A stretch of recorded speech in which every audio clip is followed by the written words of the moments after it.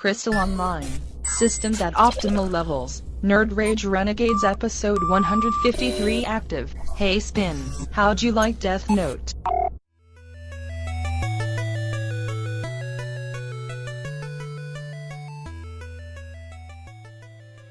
Nerd Rage Renegades.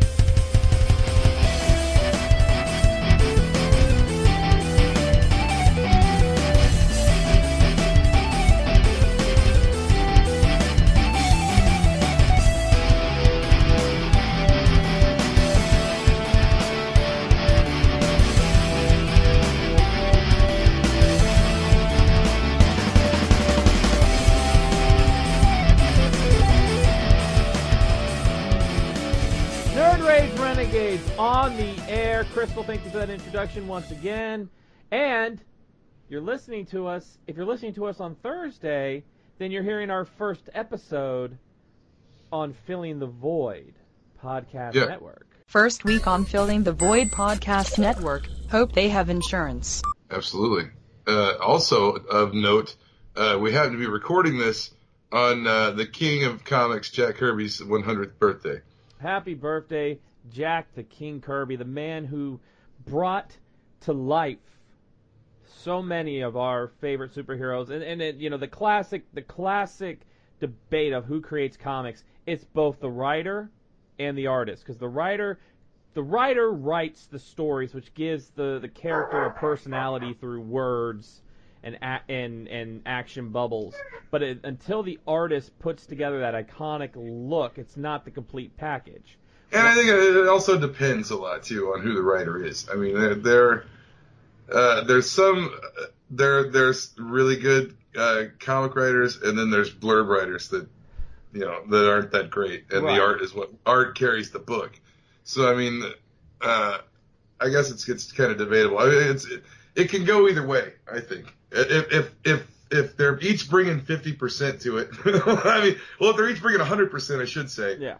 Then the book's going to be successful. If somebody's bringing, 60, somebody's 30, bringing some awesome, somebody's bringing some awesome artwork to the table, and then a lousy story, then I mean, it kind of depends. Like back in the day, there was a totally different industry, just how the books were written themselves and how everything. But Kirby, man, created so many like iconic looks to all the characters that. And the Kirby Crackle, definitely dots. The Kirby Crackle. And I mean, that's just iconic shit. Well, when you put Kirby together with, and people can say what they want, I still think Stan Lee is one hell of a comic book writer, in his day. Well, yeah, I mean, but he's the face. Yeah, I think Stan Lee did more. He was more public. The face. Yeah, the more public persona. Then, like, better writers. There's definitely better writers came along after Stan Lee did. But I mean, he made the stories. He made the stories catch people's eye. I mean, the early ones, and he was I think, more important than a writer. He was more the face of Marvel Comics and that voice. Yeah. But Kirby was the backbone and the heart of Marvel Comics. He was definitely the backbone, and I mean, his artwork. I mean, Captain America, the X-Men, the Incredible Hulk, Thor, Iron Man, all those guys. Drawing everybody at one time, and then moving on to Fourth World and all that shit too. I mean, he's Devil just Dinosaur. Prolific, just a prolific creator of characters and history. Kirby created Devil Dinosaur. That was yeah. So happy birthday to the King. And like we said, if you're listening to us on Filling the Void Podcast Network, welcome to the void. Welcome to the space between the worlds, Chief. Chief and I'm going to tell you, here in the next couple of weeks, Chief and I, Peter had me laughing so hard, man. In the next couple of weeks, Chief and I, we're gonna look pretty smooth. Chief, do you remember when Jerry Curl played the Maze Bank Arena? Remember when he played the Maze Bank? Yeah, I remember. I couldn't get tickets. It was a sold out I know, event. But we got shirts. We got shirts. Yeah, we got him in the parking lot on the back of an old van. Darn right. And if you want your own Jerry Curl live at the Maze Bank Arena, when this episode goes live, you have like a day to get them because they're only available till August 31st.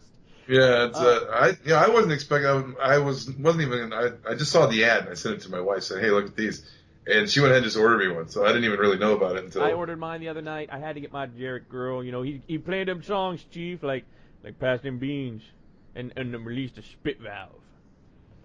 All right, and what's up, Youngblood? What's up, Youngblood? What's going on, Youngblood? Something like that. All right, lots to get into this week. First, let's since we're talking about Jerry, let's talk a little bit. Let's give you our weekly GTA rundown. Last week, kind of a slow week. There was some problems going on with the VoIP or voice IP on the Family Roleplay server. So a lot of the people were on different servers playing different things. A lot of them ended up playing different games. Yeah. So, just didn't do it. But thanks to that, we did get the return of Jay Burgerman, Chief. Yeah. Welly, what are you doing, Welly? Jimmy. We did get some good Jimmy banter. Jimmy missed Jerry. Yeah, I know. He's starving for Jerry on that server. It's like he asks for him every time. Is he your boyfriend? Yeah, sometimes he's my boyfriend, sometimes he's my soulmate, sometimes we're just Jimmy and Jerry. Those two, I don't know, why doesn't he go to the other server? Right now, from what I've been reading, so I did end up getting on the Family Roleplay forums. I'm on there now, and I even created an autobiography of the character that I'm going to be role-playing once everything gets up and running, which she did make an appearance on a roleplay server this weekend. But my computer, I need to get another computer with a faster processor. But Susie Astrid Walsh did live for a few minutes this weekend on a roleplay server. She's in her infancy right now. She's not finalized. She's in her infancy. Yeah, that's the first key piece in a larger narrative that we're crafting right now behind the scenes. Oh, definitely. So with the family, really right now the family's closed off. The only way to get in is kind of like how Djibouti did, is like a recommendation. Like Classy recommended Djibouti to the family, and they all kind of got together and they said, yeah, good to go. And then, of course, that allowed them to create the Four Winds storyline, because Jerry's kind of, Jerry and Djibouti were the catalyst for Classy Packs to create this story arc. Yeah, well, and the thing that's kind of cool about it is like what we were talking about before is like their show, their YouTube channel, and the stuff they do on Twitch, they were made to do this shit. They've been doing it years. And I'm seeing it everywhere. I was at Walmart, and guess what? And you know what I saw at Walmart? I saw the square red copper pan, Chief. Oh yeah, look at that! I made some eggs up in there. Take a dump in a cup. You ever take a dump in the mud? But yeah, but soon the family will be opening up a public server, which that's why I'm on their forums now. That way I know when the public server comes on. I'm getting a new tower computer soon, hopefully that way I can run everything smoothly. But they're gonna have a public server, and Classy, Disby, Abdul, all of them have said on their streams that they're gonna go on this public server. They're gonna roleplay on the public server, and depending on how, they're going to pull people from the public. If it's really good role play, really good characters, those characters will be pulled from public. I gotta get my Bronson character going. Is it bad? I've been in the car, working on Astrid, her mannerisms, her voice. I mean, really creating the character of Astrid. And, yes, I'm playing a female character because the Chief and I came up with these characters. Originally, it was a boy. I thought it would be better if she was a girl, really creepy. And when it finally comes to fruition, and we actually are able to stream it and tape what we're going to do with this roleplay, it's going to be freaking fantastic. I mean, Astrid, she's a sweetheart, but she's a creepy fucking motherfucker. I think we ought to just jump in straight in with present day, and I'll just come in and we'll do the backstory with all the other shit, and you can kind of let it out a little bit. And when I get in, I'm just gonna be basically Charles Bronson. Charles Bronson mixed with Frank Castle. Paul Kersey from Death Wish and Frank Castle. Now Jerry did get his ride along with Officer Andrews last week, which Jerry has been trying to ride along for months. It was pretty serious. At the end of it, it got real serious and weird. Oh, after the thing at the Yellow Jacket, yeah. I mean, Jerry bantered with Andrews the whole time, and it was good. But before that, of course, we saw one of the trials that Gary's going to have to go through if he wants to become the new Westbound Hobo, and it made Chief and the space wife jump because Peter just appeared out of and I think Jerry was drunk when Peter ran past. So it was disorienting, and it was so crazy and he had that echo on his voice through the mazes, and Jerry was lost in the maze, stumbling around, and then he just jumps out of the bushes. I don't know. And I loved it that Jerry's like, man, I barely passed this the first time I did it. Hold on, I gotta get drunk. That's how I passed it the first time. I gotta get drunk. But some good stuff. Hopefully this week we'll get a little bit more. There was no Chang last week, but hopefully we'll get a little bit more this week. I mean, we're getting the wins are in full swing. Disby Eriks, who's playing Princess Dee Dee, she's basically said, yeah, Dee Dee will show up whenever Classy and Djibouti are on. So I think I'm basically caught up now because I was watching a lot of Classy stuff today. I need to go to her channel and watch a couple things, and then I think I'm basically caught up. But I've been following it pretty closely all along, so I'm not too far behind. Would Disby really? If you watch Peter's stream when he found her, that's pretty much you got the gist of it. That's all I need to see is up to that point. Because at that point they're all three together, and you can watch any of them. Disby, she plays a lot of Fanny, Granny Fanny. That's her main. She did role play a character. Yuki Hentai the other day, which was pretty freaking hilarious. This Japanese like hentai girl, which was pretty funny on the server. Sab ended up beating her with a baseball bat, so then she's trying to get revenge on Sab and like chasing him all over the city, yelling at him. And she does this really cute like little like Chinese anime or Japanese anime kawaii girl voice, and it's just so funny.